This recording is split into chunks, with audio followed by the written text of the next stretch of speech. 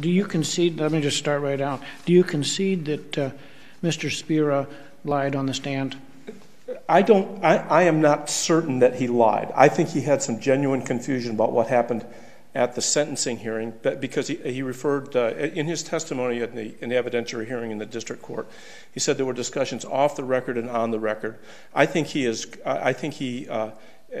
either correct or firmly believes that there was a misunderstanding among the parties about a change in the law that affected the number of sentence credits that he could get following his conviction for voluntary manslaughter. So you don't concede that he lied? I think it's not clear, but I certainly recognize that Magistrate Judge Walsh thinks he lied in the state court. The Court of Appeal, of course, doesn't conclude he lied. Testimony, whether or not he did it intentionally? As a central matter, I don't think it matters greatly whether Mr. Spira lied or whether he was mistaken. The Court of Appeal was correct and did not condone the fact that the jury was misled about the circumstances of Mr. Baca's testimony. That is, it was incorrect at the time of Baca's second trial to say that Melendez had never asked for a benefit. Indeed, his counsel quite clearly had asked for a benefit.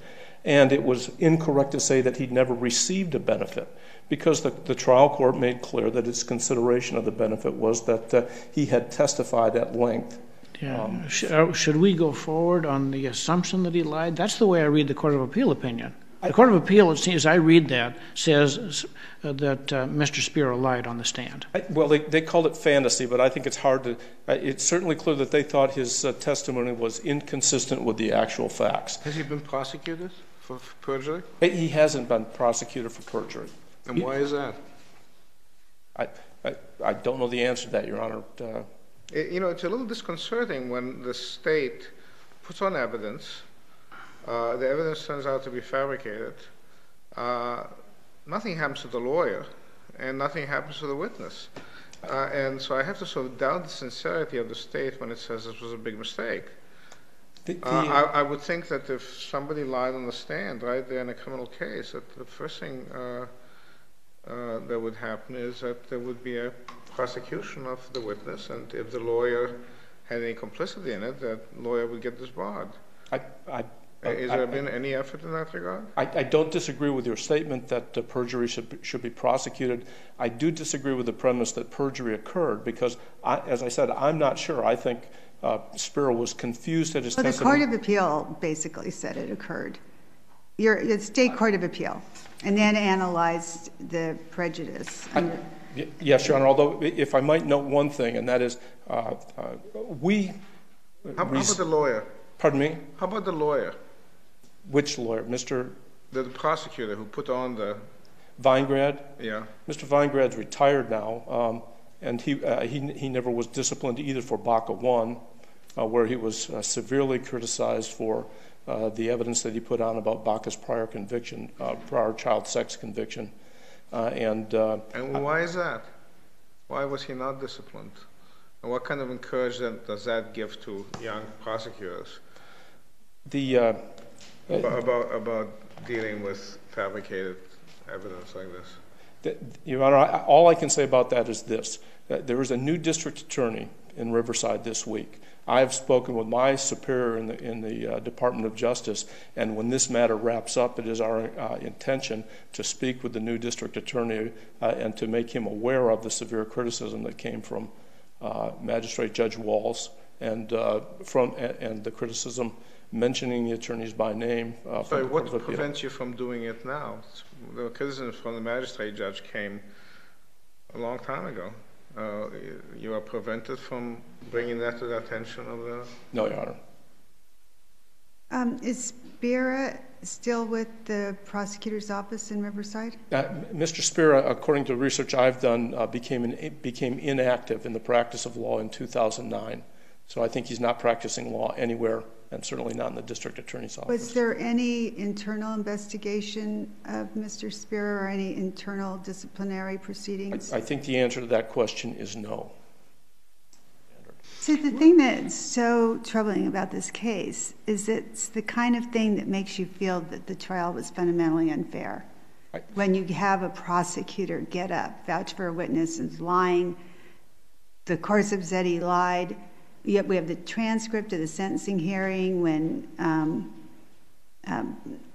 Melendez's sentence was reduced. You have the judge there saying it's unfair if he doesn't get credit for testifying in the Baca case, because that was the understanding. I mean, it just seems so fundamentally unfair. It was improper, and I don't dispute that. I mean, is that the practice of the Riverside County prosecutor to put on prosecutors who lie? I mean, and then that's okay because we have this other evidence. I don't think it's proper, Your Honor, and I hope that I made that clear when I began this argument. And I think it's clear that the California courts have not. It's not reassuring that they have taken no steps. I mean, you would think that if they find out about it, Court of Appeal opinion and the magistrate, they would be up in arms and they would have done something about it to show that this is an aberration. But the total silence on this suggests that this is sort of the way it's done, and they got caught this time, but they're going to keep doing it. Because they have state judges who are willing to look the other way. It's not a reassuring picture. Well, Your Honor, I think I would disagree. If you stood there today and say, my God, they have taken these measures. They prosecuted the guy. They have sought discipline. Even the guy who's retired, they're going to pull his bar card. That would show some sincerity and some suggestion that this is an aberration. But I don't see anything like that. It sounds like this is just the way they do it. Let me put it in somewhat different terms. You work for the Attorney General, right? I do, Your Honor. Okay, and the Attorney General may prosecute. Correct, Your Honor. Has authority to do that. Correct, Your Honor. Now, is the Attorney General aware of the situation? The Attorney General is not. My supervisor I'm not interested in. There's only one Attorney General. Okay. Is the Attorney General aware of the situation? I have provided no report to the You will provide this information to her in the next 48 hours. I will, Your Honor. Okay.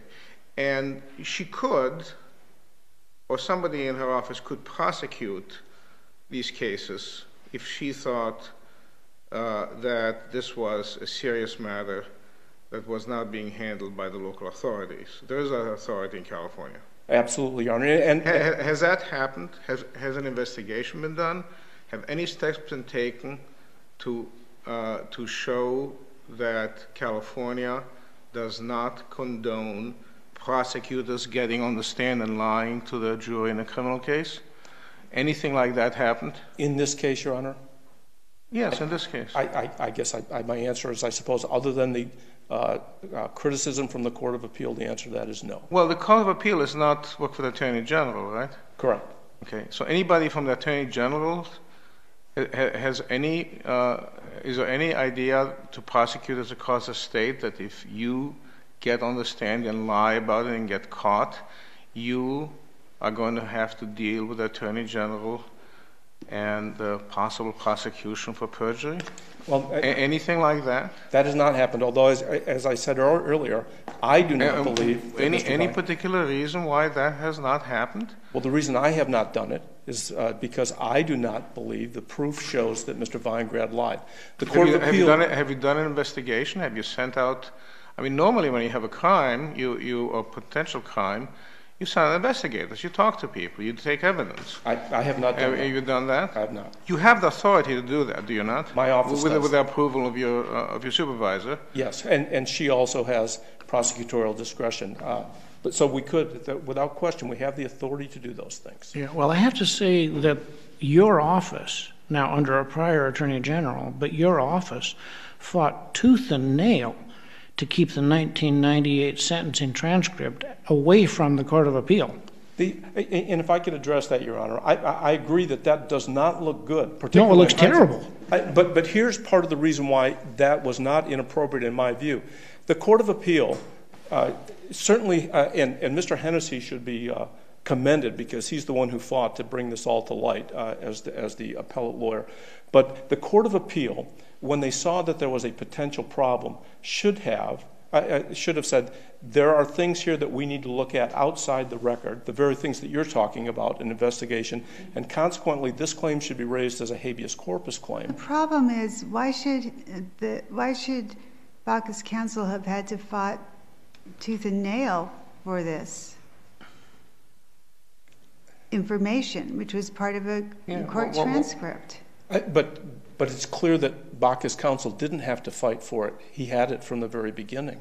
No. That's not so clear. The question I addressed is whether or not the Court of Appeal gets to see the sentencing transcript, and your office bitterly argued that it was not subject to judicial notice and that the Court of Appeal should not look at the 1998 transcript.